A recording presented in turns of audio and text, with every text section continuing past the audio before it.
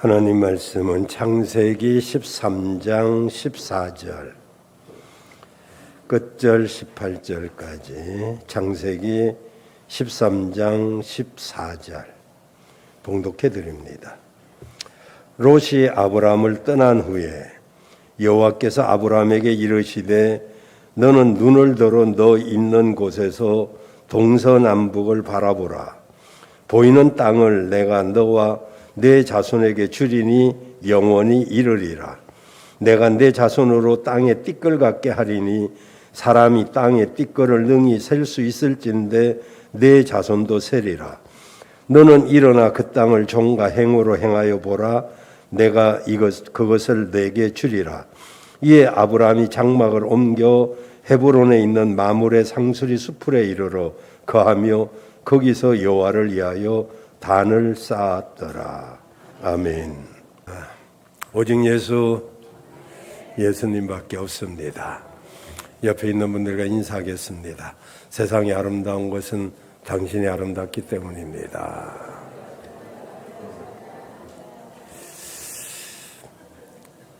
한 번은 아들이 아빠는 엄마와 왜 그렇게 사이가 좋아? 그거는 아빠가 엄마랑 적당한 거리를 유지하기 때문이지. 아니 무슨 거리인데요? 그 거리가 뭔데요? 그랬더니 엄마가 때릴 때 안 맞을 수 있는 거리. 거리두기 운동을 잘해야 사이가 좋습니다. 사람이 같이 살다 보면 갈등을 일으키죠. 서로 의견이 달라서, 생각이 달라서, 성격이 달라서. 그래서 이런 갈등을 우리가 이겨내는 과정에서 사람은 성장을 합니다. 산에 있는 나무가 서로 다름을 탓하던가요? 꽃들이 서로 비교하던가요? 오직 사람만이 서로 비교하고 서로 다름을 인정하지 않고 네가 나와 같지 않음에 탓하면서 살아갈 때 거기에서 갈등이 유발됩니다. 이런 갈등을 잘 해소하면 서로 성장하고 발전하지만 그렇지 않으면 서로에게 상처를 주고 또 상처를 받기도 합니다. 어떤 일을 겪고 나면 바르게 내가 일을 했는가? 거기에 대해서는 끊임없는 의문이 들기도 합니다. 또 갈등이 없을 수는 없지만은 갈등이 있을 때 왜 내가 이렇게 하지 못했을까? 이렇게 했더라면 어땠을까? 이런 결단의 그런 순간들을 오르락 내리락 하기도 합니다. 이와 같은 때에 하나님께서 아브라함에게 확실한 해결책을 주십니다. 오늘 14절에 보면 너는 눈을 들어 너 있는 곳에서 동서남북을 바라보라. 아브라함은 지금 자신이 어디에 서 있는지를 알 필요가 있습니다. 사람은 자기가 어디에 서 있는지, 왜 내가 거기 있는지, 내가 무엇을 위해서 여기에 있는지를 안다면 상당한 문제들을 이겨낼 수가 있습니다. 아브라함은 자신이 지금 어디에 서 있는지를 깨달을 필요가 있었던 거죠. 하나님께서 아브라함에게 어떤 심리적인 기쁨을 주신 것이 아니라 처음 약속을 새롭게 하시면서 보다 상세한 내용을 그에게 알려주고 계십니다. 하나님은 아브라함이 기거하고 있는 이 땅을 그와 그의 자손들에게 주겠다라고 말씀하십니다. 그때 아브라함에게는 사실 그 당시에는 그에게는 아무런 자녀도 없었고 그리고 땅의 제일 좋은 부분은 이미 롯에게 양보하고 난 뒤였습니다. 하나님께서 아브라함을 부르셔서 눈을 크게 뜨고 동서남북을 바라보라고 하십니다. 그것은 바로 그 당시였죠. 보이는 땅은 모두 아브라함의 소유가 될 수 있다라고 말씀합니다. 동서남북을 바라보라 이 말은 꿈과 용기를 가지라고 하는 소망의 메시지인 것입니다. 저는 오늘 여러분에게 동서남북을 바라보라는 제목으로 서로 피차 은혜를 나누기를 원합니다. 동서남북을 바라보라. 첫 번째는 14절 중간에 보면 너는 눈을 들어 그랬어요. 롯이 아브라함을 떠난 후에 여호와께서 아브라함에게 이르시되 너는 눈을 들어. 이 눈은 모든 사물을 볼 수 있습니다. 사람에게는 육신의 눈이 있어서 사물을 볼 수 있는가 하면 또 하나는 영적인 눈이 있어서 영적인 세계를 볼 수 있는 영안으로 나누어져 있습니다. 육신의 눈도 밝아야 되지만 영적인 눈은 더더욱 밝아야 되겠습니다마는 롯의 눈은 육안이 밝았고 아브라함의 눈은 하나님이 주신 메시지 때문에 영적인 눈이 밝아졌습니다. 육안으로는 보이는 것밖에 볼 수 없기 때문에 그는 소돔과 고모라 땅이 에덴 동산같이 비옥하고 아주 살기 좋게 보였기 때문에 그는 멸망할 땅인 소돔과 고모라를 선택했고 이제 아브라함은 아무것도 볼 게 없었기 때문에 하나님의 말씀을 따라서 동서남북을 바라보게 되었습니다. 여기서 말하는 동서남북을 바라보았다는 것은 더 멀리, 더 높이, 더 높게, 더 깊이 보았다는 것을 말합니다. 눈앞의 것밖에 못 보는 사람에게 더 멀리 볼 수 있는, 그리고 더 얇게 보는 게 아니고 더 깊이, 그리고 더 폭넓게, 그리고 더 깊이 이렇게 보라는 것이죠. 더 멀리, 더 높이, 더 깊게, 더 넓게. 여러분, 누가 인생의 승리자가 될 수 있으며 성공자가 될 수 있을까요? 그것은 자신의 편견, 다시 말하면 하나의 자기의 카테고리가 형성되면 그 고정관념, 그걸 가지고 사람들을 보고 사물을 보고 그러기 때문에 그 폭이 굉장히 좁아집니다. 단견, 편견과 단견, 이런 것들을 버리고 동서남북을 바라보라는 것이죠. 우리 하나님께서 오늘도 나와 여러분에게 눈을 들어 동서남북을 바라보라고 말씀하고 있습니다. 아무도 아멘 안 하는데 눈을 들어 동서남북을 바라보라고 하십니다. 그 눈을 들어, 이 눈은 무엇일까요? 세 가지입니다. 첫째는 믿음의 눈입니다. 여러분, 믿음은 하나님을 기쁘시게 하며 모든 갈등을 이겨낼 수 있습니다. 아브라함은 믿음의 눈을 들어서 동서남북을 바라보았습니다. 그는 그저 땅만 바라본 것이 아니라 더 멀리 미래를 보았습니다.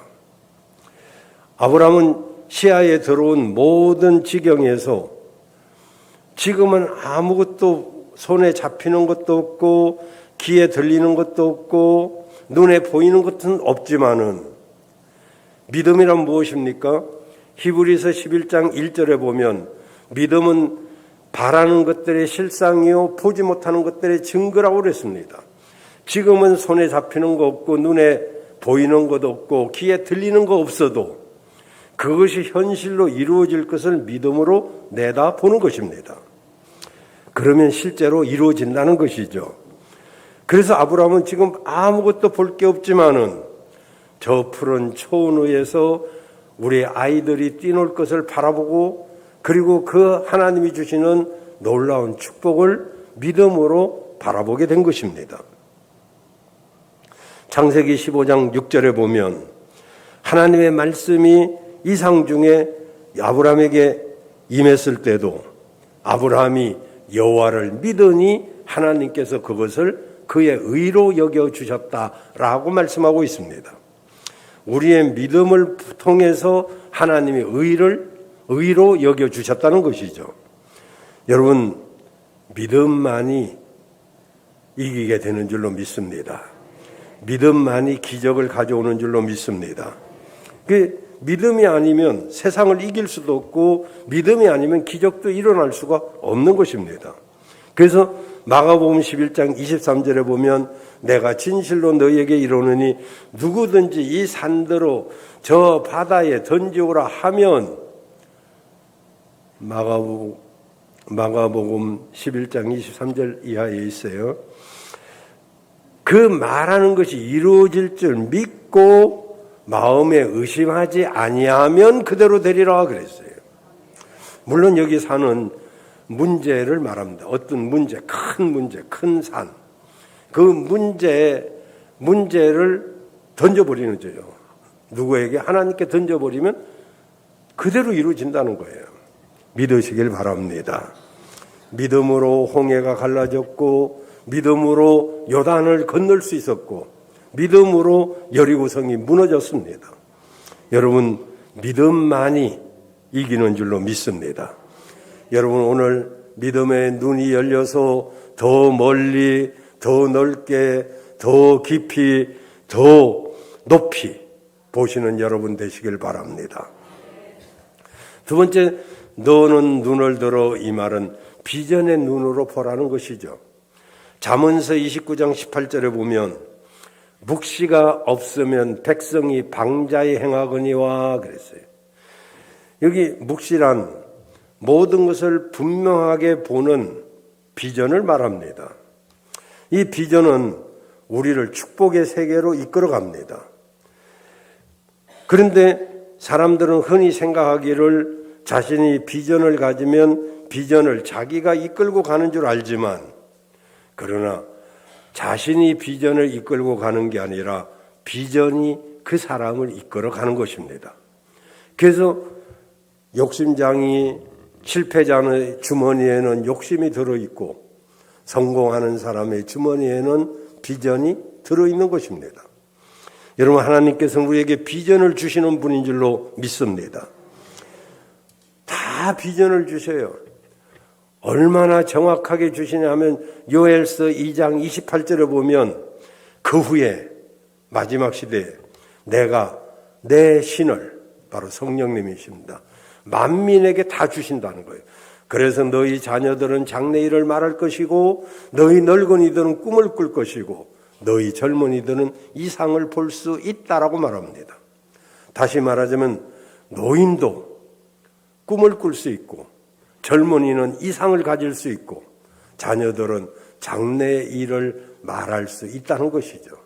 오늘 비전이 여러분에게 있기를 바랍니다. 묵시가 없으면 백성이 방자에 행한다. 그건 무슨 말입니까? 비전이 없으면 지 맘대로 산다 이 말이죠. 우리가 생각하고 행동하지 아니하면 행동한 대로 생각하게 됩니다. 그래서 그 가슴에 비전이 있는 사람은 비전이 그 사람을 끌고 가는 것이고 비전이 없는 사람은 그냥 자기 생각대로 사는 거죠. 여러분, 하나님께서 아브라함을 축복하실 때도 막연하게 축복하신 것이 아니라 하나님께서 아브라함에게 오늘 14절에 너는 눈을 들어 너 있는 곳에서 동서남북을 바라보라. 보이는 땅을 내가 너와 내 자손에게 주리니 영원히 이르리라 라고 말씀하고 있습니다. 여러분, 이러므로 아브라함은 하나님의 약속에 대해서 굳건한 믿음을 가질 수가 있었어요. 믿음의 눈으로 동서남북을 바라보고 비전의 눈으로 동서남북을 바라보고 마지막으로는 복된 눈으로 바라봐야 됩니다.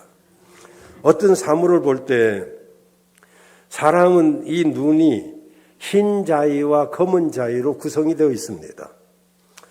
무엇을 말할까요? 인생의 어둠, 인생의 검은 여러 가지 일들이 생긴다는 것이죠. 그때 그때도 희망을 가지라는 거죠. 흰자로. 그래서 검은 자와 흰 자로 구성되어 있다는 것을 우리가 기억을 해야 됩니다. 그래서 이왕이면 복 있는 눈으로 보시길 바라요. 사람은요, 어떤 시선으로 보느냐가 중요합니다. 한 청년이 꼭 하는 행동이 도둑놈 같아. 얼마 전에 도끼가 없어졌어, 우리 집에. 하는 짓이 보니까 눈치나 보고 살살거려. 그래서 사람들한테 저 청년은 아마 도둑일 거야. 근데 얼마 후에 그 사람이 자기 창고에서 도끼를 발견했어요. 그 다음에 그 청년을 보니까 요즘 복이 드문 청년이에요. 행동도 조심스럽고 인사도 잘해. 어떤 시선으로 보느냐에 따라서 사람은 달리 보인다 이 말이죠. 파란 안경을 쓰고 보면 파랗게 보이고 빨간 안경을 쓰고 보면 빨갛게 보이는 것이죠. 매사에 부정적으로 보는 사람은 모든 것이 부정적이죠. 긍정적으로 보는 사람은 모든 것이 긍정적일 수 있죠. 여러분, 이왕이면 복된 눈을 가지시길 바라요. 더 멀리, 더 높게, 더 높이, 더 깊게 이렇게 보는 눈이 필요합니다. 이것은 통찰력이라고 그래요. 앞날을 볼 수 있는 눈, 통찰력. 이래서 시야를 넓히고 멀리 바라보는 눈을 소유한 사람은 비전을 가질 수 있고 그리고 그 꿈을 이룰 수가 있는 것입니다. 모든 사물을 외모로 보고 판단을 하면 필경, 실패합니다. 수박, 겉핥기식, 그거밖에 모르는 사람이 될 수 있죠.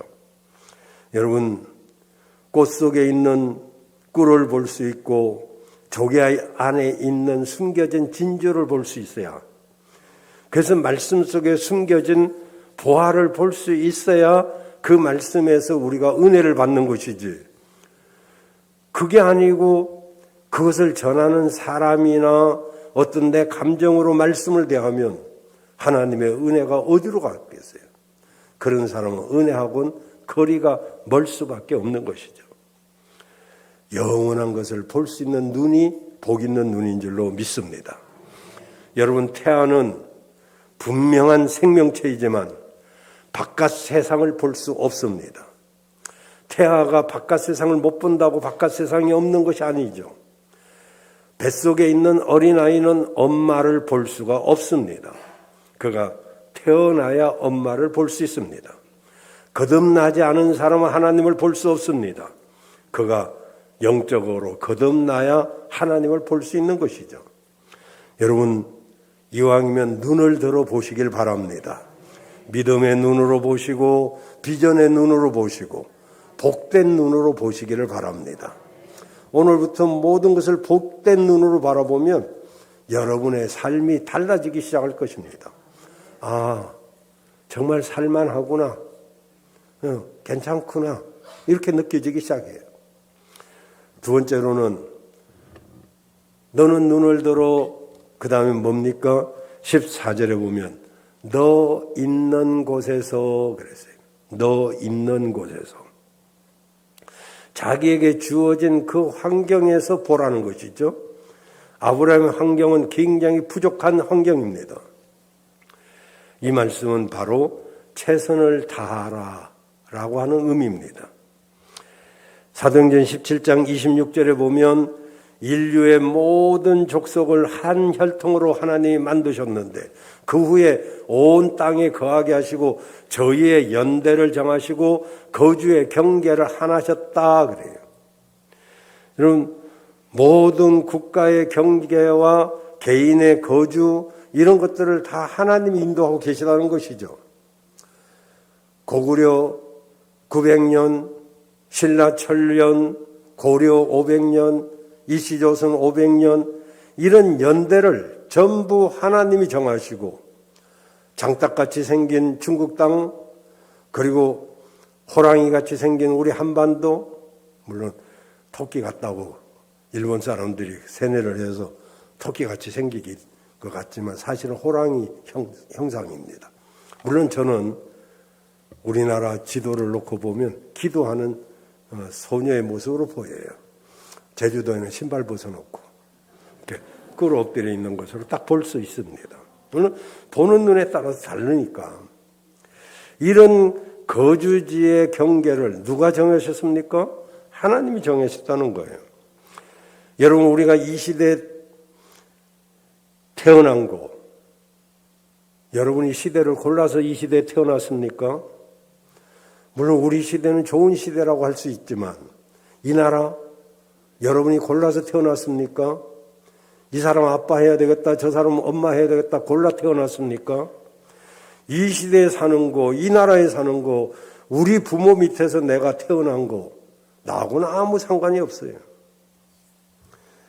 그렇지만은 이런 것들이 전부 하나님이 정하셨다는 거죠.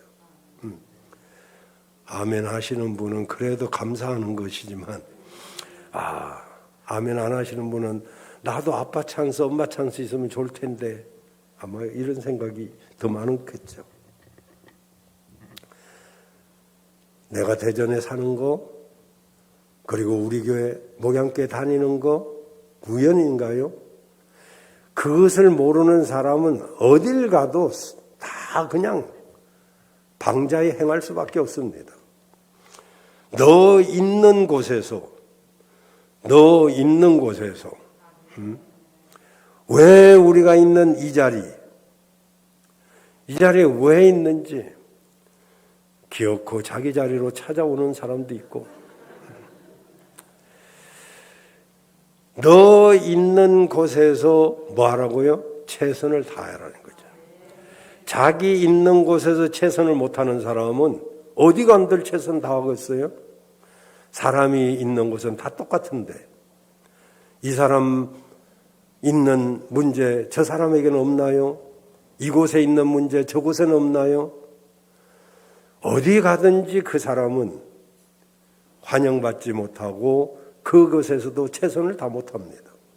나 있는 곳에서 최선을 다하는 사람, 그 사람이 어디 가서도 쓰임받는 것이죠. 여러분 개개인에게 허락하신 재능과 사명을 인식하고 자기에게 맡겨진 일을 최선을 다하기를 바라요. 저는 진작에 믿었더라면 꼭 성가대 해보고 싶었는데 성가대 해볼 기회도 없었어요. 반주 하고 싶어요. 근데 못해요. 할 줄을 몰라서. 바이올린 못해요. 할 수 있는 게 얼마나 귀한 것을 본인들이 물론 아는 사람도 있지만 모르는 사람도 많아요. 하고 싶지만 못해. 근데 할 수 있도록 된 것이 얼마나 감사하냐고요. 마지 못해서 하면 그것처럼 힘든 일이 어디 있어요. 주님이 말씀하십니다. 너 있는 자리에서 최선을 다하라고. 그리고 그 말은 감사하라는 말이기도 합니다. 불평하는 사람에게는 진정한 만족이 있을 수가 없어요. 언제나 너 있는 자리에서 최선을 다하며 감사하는 그 사람에게 하나님은 영광을 받으시고 그에게 더 큰 복을 주시는 것입니다. 세 번째로는 너는 눈을 들어. 두 번째 너 있는 곳에서. 세 번째는 너는 일어나. 17절 상반절에 보면 뭐라고 말합니까? 너는 일어나. 이 말씀은 행동을 말합니다.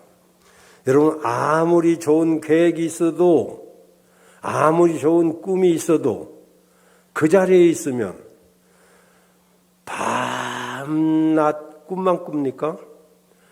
밤낮 꿈만 꾸는 사람은 아무것도 할 수가 없죠. 허황되죠. 꿈을 꿨으면 그것을 행해야죠. 그래서 너는 일어나.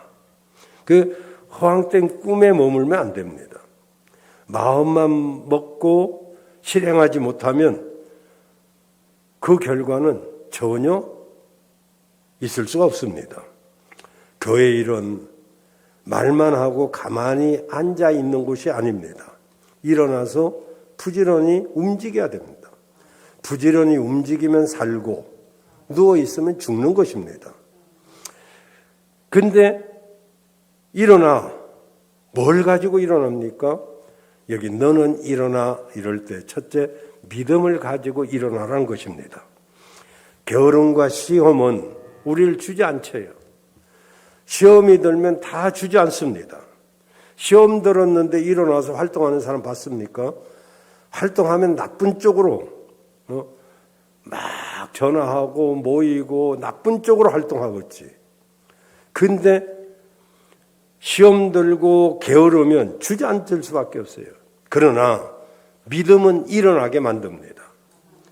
사도행전 3장에 보면 나면서부터 안전뱅이 된 자가 있었습니다. 성전 마당만 밟고 갑니다. 40년 동안 무엇을 얻으면서 살아갑니다. 거지처럼 사는 거죠.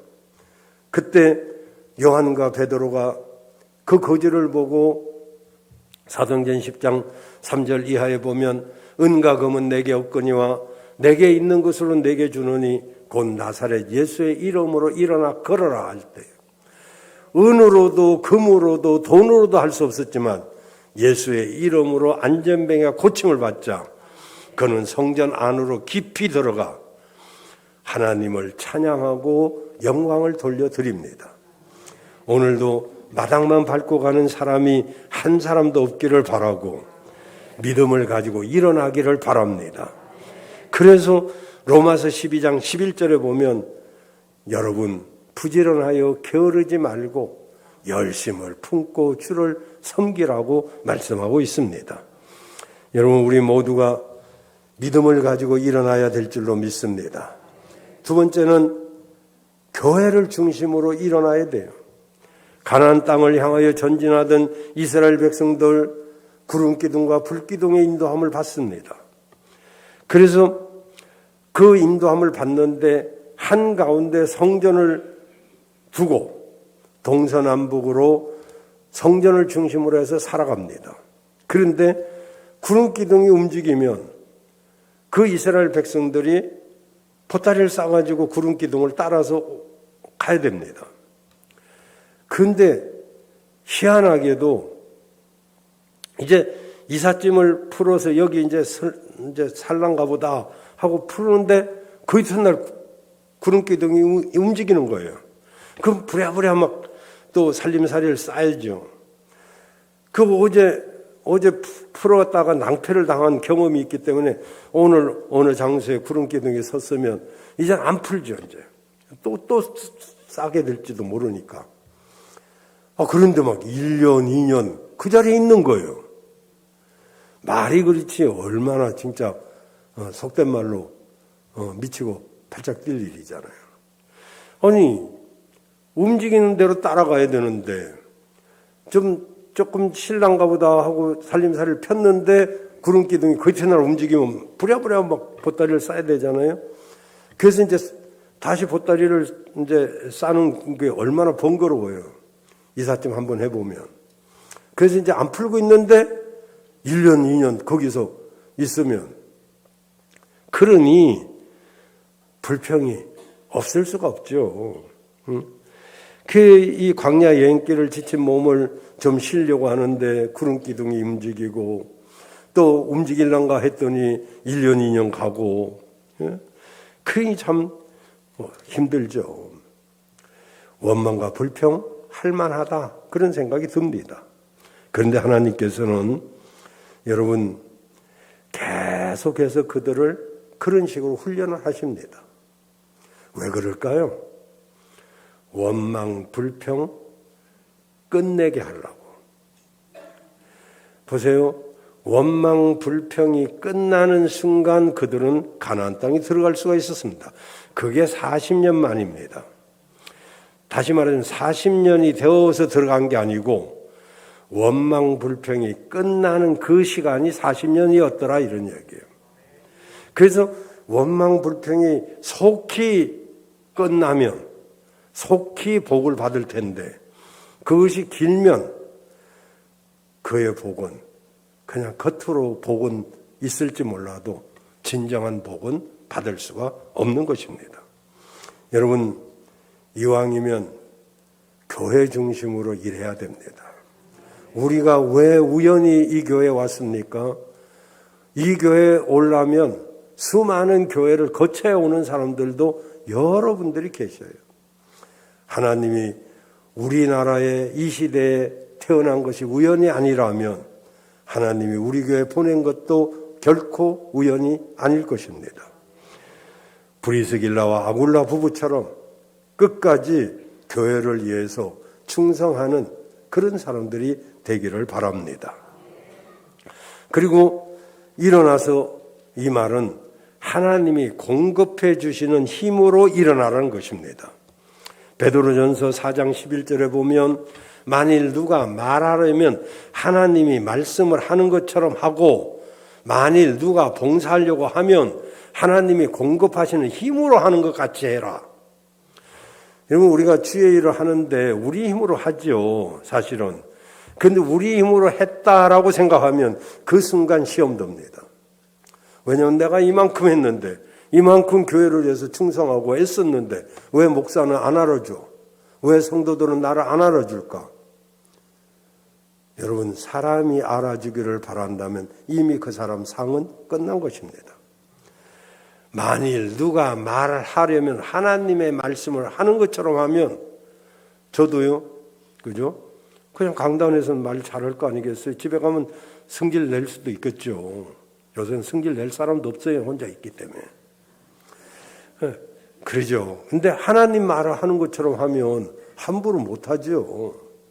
또 우리가 주의 일을 할 때 하나님이 공급해 주시는 힘으로 하는데 내가 불평할 게 뭐 있어요?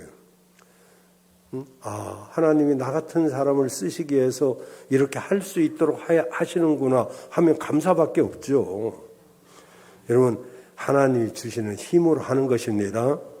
성가대도 하나님이 주시는 힘으로 하는 것이고 바이올린 팀도 하나님이 주시는 힘으로 하는 것이고 반주자도 그렇고 교사 선생님들도 그렇고 저도 그렇고 하나님이 주시는 힘으로 했는데 뭐 내세울 게 뭐 있어요. 사실 저 개인도 그렇습니다. 저는 3시 20분이면 어김없이 일어납니다. 그리고 뭐 새벽 준비해가지고 와서 새벽 예배 인도하고 그리고 바로 운동장으로 갑니다. 운동을 2시간 합니다. 그리고 교회로 또 바로 옵니다. 이건 옛날에 저는 생각도 못할 일입니다. 정말 하나님이 주시는 힘이 아니면 할 수가 없어요. 저 같은 사람도 그렇다면 뭐 여러분도 그렇지 않겠습니까? 여러분 주의 일을 하는 것은 내 힘으로 하는 것이 아닙니다. 신인동형론, 다시 말하면 하나님과 사람이 같이 하는 거예요. 내가 아무리 하려고 해도 하나님이 안 해주시면 하다가 말아요. 그런데 또 하나님이 하려고 해도 내가 안 오면 아무것도 할 게 없죠. 그 신인동행론, 하나님과 사람이 같이 하는 건데요. 그래도 하나님이 주시는 힘으로 하는 것처럼 해야 시험도 안 들고 힘도 덜 듭니다. 네 번째로는 자 일어났어요. 어떡하랍니까? 17절에 너는 일어나 그 땅을 종과 행으로 행하여 보라 라고 합니다. 이건 무슨 말이냐면 소망의 메시지입니다. 우리가 믿는 하나님은 소망의 하나님이십니다. 하나님은 힘없이 주저앉아 있는 아브라함을 일으켜 세우시고 그 땅을 종과 행으로 행하여 보라고 하십니다. 여러분 그리고 나서 그 땅을 주시겠다는 것이죠. 하나님은 아브라함에게 눈을 들어 너 있는 곳에서 일어나 종과 행으로 행하여 보라. 그 연약할 대로 연약한 아브라함을 세워가지고 다시 소망을 주시는 거예요. 우리 주님은 여러분에게 소망을 주시길 원하십니다. 소망이 있어야 움직일 거 아니겠어요? 여러분 참된 소망은 하나님이 주시는 거예요. 하나님은 넓은 시야를 통해서 아브라함을 격려합니다. 너 왜 눈앞에만 보냐? 더 멀리 봐라. 너 왜 좁게 보냐? 더 넓게 봐라. 그리고 왜 얕게 생각하냐? 더 깊이 좀 생각 좀 해라. 더 길게 봐라. 이렇게 말씀하고 계셔요. 우리도 더 멀리, 더 높게, 더 깊게, 더 넓게 보는 안목이 있기를 바랍니다. 그리고 이것은 두 번째로 약속의 메시지예요. 이제 롯이 아브라함을 떠나서 좋은 곳으로 갔습니다. 아브라함 혼자 남게 되었잖아요. 피부치가 떠나버렸습니다. 정말 이제 낯선 땅, 늙은이만 달랑 풍요롭지 못한 땅에서 황량한 광야에서 남아 있습니다. 여러분, 한 명의 자녀도 없습니다. 정말 노란 자이같이 좋은 땅을 이제 양보한 아브라함은 인간적으로는 굉장히 서운한 생각도 있을 것이죠. 조카란 놈이 홀랑 좋은 곳을 차지해버리고 자기 혼자 늙은이가 앉아 있습니다. 만감이 교차되는 그때 하나님께서 아브라함을 찾아오십니다.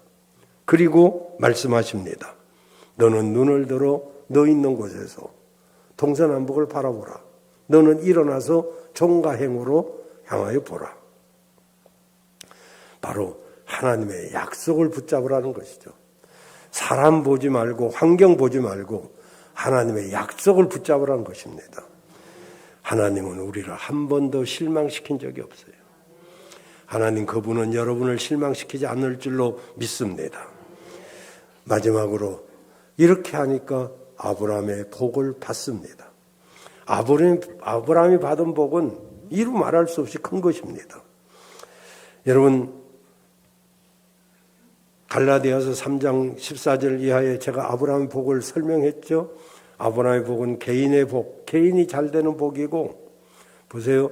아브라함의 복이 성실한 이에게 이르게 하고, 여기에는 여러분 이름으로 바꿔도 되죠.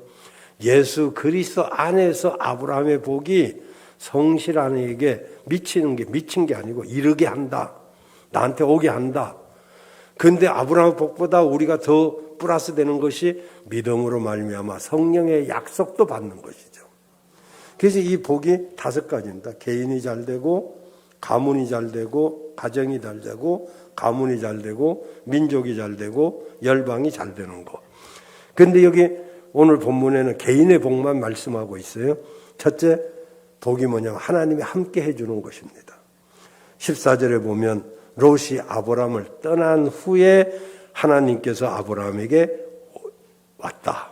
이렇게 말씀하고 있어요. 혈육인 롯은 환경과 조건이 이제 롯과 환경과 조건이 다 떠나간 뒤 하나님이 아브라함에게 다가오셨습니다. 다시 말하면 눈에 보이는 좋은 조건들은 다 떠났지만은 그 조건을 다스리고 인도하고 계시는 하나님이 오신 거죠. 이거보다 더 큰 복이 어디 있습니까? 여러분, 하나님이 여러분과 함께 하시기를 바랍니다. 하나님이 함께 하는 게 최고의 복이에요. 그 다음 이제 15절에 보면 가나안 땅을 주십니다. 15절에 보이는 땅은 내가 너와 내 자손에게 주리니 그냥 잠깐 소유한 게 아니고 영원히 이르리라.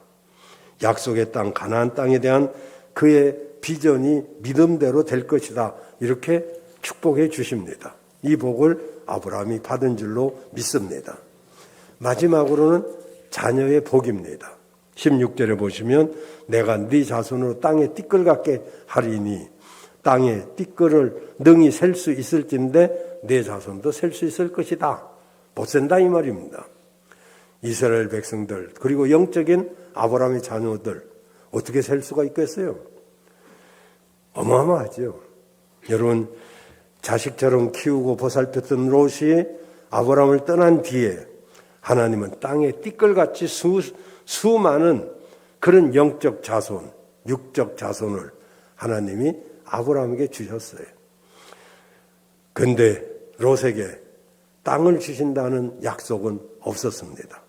그는 유관을 가지고 좋은 땅을 선택했지만 결국은 그 땅이 불과 유황불로 심판받고 가까스로 살아남기도 바빴습니다.